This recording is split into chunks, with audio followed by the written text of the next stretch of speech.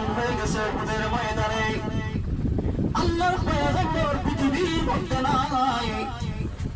যখন শয়তান এলান করে দিয়েছে, বেঈমানগুলি এলান করে দিয়েছে, ঘোষণা করে দিয়েছে কুতিলা মুহাম্মদ, মুহাম্মদ পৃথিবীর মধ্যে নাই।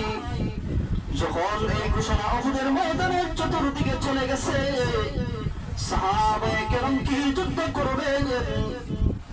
নবীর সাহাবী আলী রাদিয়াল্লাহু তাআলা আনহুর মতন বীর সৈনিক সাহাবী, খলিফাতুল মুসলিমিন ওমর ইবনুল খাত্তাব রাদিয়াল্লাহু তাআলা আনহুর মতন সাহাবায়ে কেরাম যখন এই সংবাদ শুনেছে পয়গম্বর পৃথিবীর মধ্যে নাই, নবীর এই সাহাবী হাত থেকে তরবারি ফেলে দিয়ে বলে, কার জন্য যুদ্ধ করব? যে নবীর জন্য যুদ্ধ করব, নবী তো পৃথিবীর মধ্যে নাই। এই সংবাদটা মক্কাতে পৌঁছে গেছে, মদিনাতে অলিতে গলিতে পৌঁছে গেছে। আল্লাহর পয়গম্বর উহুদের ময়দানে শহীদ হয়ে গেছে। এই অবস্থাতে নবীর একজন চাচা ছিলেন হানজালা রাদিয়াল্লাহু তাআলা। তারা নবীর কেমন আশিক ছিল, আমরা নিজেদেরকে আশিক দাবি করি, নিজেদেরকে আশিক রাসূল পরিচয় দেই, অথচ সত্যিকারের আশিক রাসূল ছিল সাহাবায়ে কেরাম। যখন শুনেছে পয়গম্বর উহুদের ময়দানে শহীদ হয়ে গেছে, নবীর সাহাবী এবং চাচা হানজালা রাদিয়াল্লাহু তাআলা নতুন বিবাহে আবদ্ধ হয়েছেন, নতুন বিবাহ করেছেন। বাসর করেছিলেন।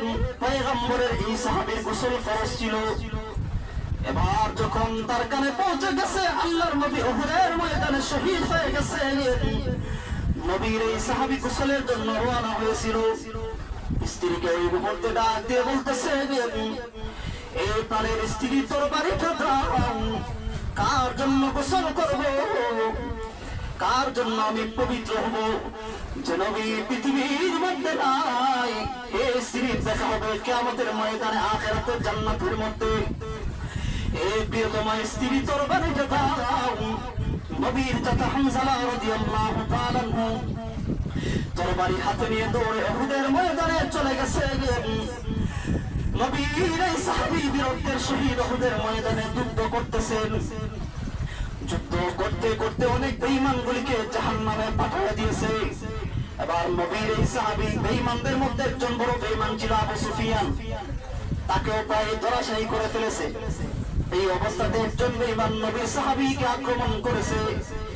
নবীর সাহাবী হানজালা রাদিয়াল্লাহু তাআলা আনহুকে এমন ভাবে আক্রমণ করেছে, উহুদের ময়দানে নবীর সাহাবী শহীদ হয়ে গেছে।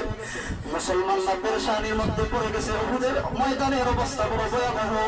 সাহাবায়ে কেরামদের উপর বেঈমানরা চতুর্দিক দিয়ে আক্রমণ করতেছে। এক পর্যায়ে যুদ্ধ শেষ হয়ে গেছে, বেঈমানরা চলে গেছে। এবার আল্লাহ রাসূল সাল্লাল্লাহু আলাইহি ওয়াসাল্লাম যে আযাব পেয়েছিলেন, সাহাবায়ে কেরাম নবীকে খোঁজা শুরু করলেন। তাকায়া দেখে পয়গম্বর একটা গর্তের মধ্যে পড়ে রয়েছে।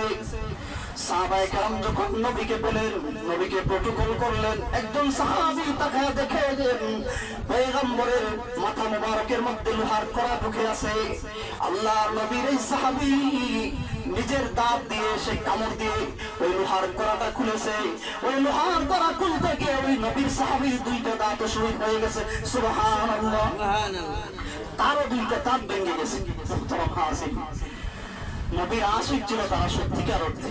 তারা নবীকে ভালোবেসেছে, শুধু ভালোবাসে না, ইতাআত করেছে। শুধু ভালোবাসলেই হবে না। আমি আমার বাবাকে ভালোবাসি, কিন্তু তার কথা হবে না, তাহলে এই ভালোবাসার দাম নাই। ভালোবাসতে হবে, ইতাআত করতে হবে, অনুসরণ করতে হবে।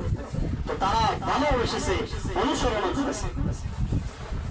হাদিসের মধ্যে আসছে, قال النبي صلى الله عليه وسلم لا يؤمن احدكم حتى اكون احب اليه من والده وولده والناس اجمعين।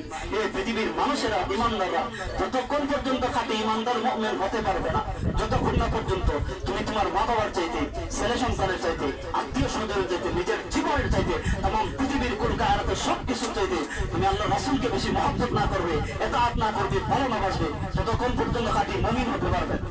তার মানে সবকিছু চাইতে আল্লাহর নবীকে বেশি ভালোবাসতে হবে, মহব্বত করতে হবে। তো তারা ছিল সত্যিকার আশিক।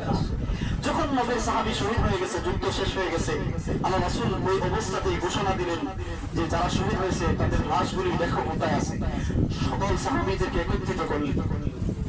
আল্লাহ রাসূল সাল্লাল্লাহু আলাইহি ওয়াসাল্লাম নির্দেশ দিয়ে দিলেন, সাহাবীদেরকে যারা শহীদ হয়েছে তাদেরকে একত্রিত করো। এবার একত্রিত করার পর পয়গম্বর বলেন এই সাহাবীদেরকে বিনা জানাজায় বিনা কাফনে দাফন দিয়ে দাও। কারণ যারা শহীদ হয়ে যায় তারা মরে না, আমরা যদিও দেখি তারা মরে গেছে, কিন্তু আল্লাহ তাআলা বলেন না, যারা আমি আল্লাহ তাআলার জন্য ফি সাবিলিল্লাহ আমি আল্লাহর জন্য জীবন দিয়ে দেয় পৃথিবীর মানুষের তারা তোমরা যদিও দেখো তারা মরে গেছে, আসলে তারা মরে নাই। সূরা বাকারার 154 নম্বর আয়াতের মধ্যে আছে আল্লাহ তাআলা বলেছেন 2 নম্বর পারা 2 নম্বর পৃষ্ঠারে আল্লাহ তাআলা আয়াত নাযিল করে বলেন ওয়ালা তাকুলু লিমান ইউকতালু ফি সাবিলিল্লাহ।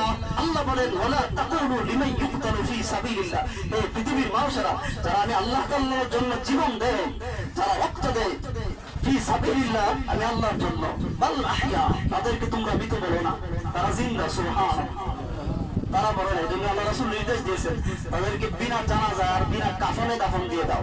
কারণ হাদিসের মধ্যে আসছে যারা শহীদ হয়েছে কিয়ামতের ময়দানে যে যে আঘাত পেয়েছে সে আঘাতগুলি নিয়ে উঠবে আল্লাহর দরবারে। সুবহানাল্লাহ, তাদের শরীরের মধ্যে যে রক্ত লেগেছিল, যে জামা ছিল, এই জামাগুলি নিয়ে দাঁড়াবে।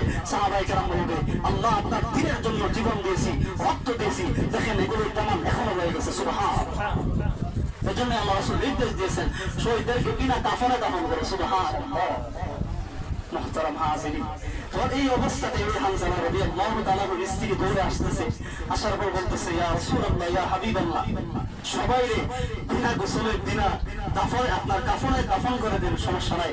তো আমার স্বামীর গোসল ফরজ ছিল, আমার স্বামীর গোসল করায়া তারপরে দাফন করেন। সুবহানাল্লাহ, তারপর আল্লাহ রাসূল সাল্লাল্লাহু আলাইহি ওয়াসাল্লাম সাহাবীদেরকে নির্দেশ দিবেন আমার বোনের চাচাকে তোমরা গোসল দিয়ে দাও। আল্লাহ তাআলার সাথে সাথে জিবরাইল আমিনকে পাঠিয়ে দিয়েছেন, আসমান থেকে ফেরেশতা পাঠিয়ে দিয়েছেন গোসলের জন্য। গুসলুল মালায়েকা, ওই নবীর সাহাবীর ইফাদে গুসলুল মালায়েকা মানে ফেরেশতারা যারা গোসল করেছে। সুবহানাল্লাহ, তখন জান্নাতের ফেরেশতারা এসে হানজালা রাদিয়াল্লাহু তাআলা আনহুকে গোসল করায় দিয়েছেন। সাহাবায়ে কেরাম যখন নবীর কাছে সংবাদ আসছে যে ইয়া রাসূলুল্লাহ হানজালা রাদিয়াল্লাহু তাআলা তো গোসল হয়ে গেছে, তখন সাহাবায়ে কেরাম যাচাই করার জন্য কাছে গিয়ে দেখে যে ওনার শরীর থেকে আপনার পানি ঝরে পড়তেছে। সুবহানাল্লাহ, মুহতারাম হাজির, তারা ত্যাগ আর কুরবানি দিয়েছে, জীবন দিয়েছে, রক্ত দিয়েছে দ্বীনের জন্য, ইসলামের জন্য। আমরা তো কোনো ত্যাগ আর স্বীকার করি না।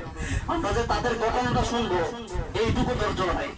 হুজুর কোরআনের বয়ান বন্ধ করে দেন, আজকে যে এই ঘটনাটা বললাম এটুকু যে আমরা শুনবো বৈশাখের 10 মিনিট সময় দেয়া, এই ধৈর্য আমাদের মধ্যে নাই। অথচ তারা রক্ত দিছে, জীবন দিছে। মুহতারাম হাজিরিন, অনেকে মনে করে হুজুর জুমার আগে যে বয়ান করে এগুলো কোনো ফজিলত নাই। আপনারা জানেন এর ফজিলত কত। এই যে একটা বিষয় জানলেন, যুদ্ধের একটা ঘটনা শুনলেন, হাদিসের মধ্যে আসছে স্পষ্ট হাদিসে যে দ্বীনি ইলম শিক্ষা করা, দ্বীনের একটা বিষয় জানা, এক লাগাতার 60 বছর যদি কেউ নফল ইবাদত করে, 60 বছর ইবাদত করে, 60 বছর ইবাদত করলে যে সওয়াব হইবে, দ্বীনের একটা বিষয় একটা জিনিস যদি কেউ শিখে তাহলে 60 বছর ইবাদতের চাইতে বেশি সওয়াব হবে। সুবহানাল্লাহ, তার মানে আপনারা এখানে শুনছেন এতটুকু 10 মিনিট 15 মিনিট সময় 60 বছর নফল ইবাদতের চাইতে বেশি সওয়াব হয়েছে। সুবহানাল্লাহ, স্পষ্ট হাদিসের কিতাবে আসছে। মুহতারাম হাজিরিন, দ্বীন শিক্ষার অনেক গুরুত্ব। মুহতারাম হাজিরিন, এজন্য আমরা জানার চেষ্টা করবো, আমরা তো এই ধৈর্যটুকু নাই। মুহতারাম হাজিরিন, যারা কিছু বললাম আল্লাহ তাআলা আমাদের সকলকে বোঝার আমল করার তৌফিক দান।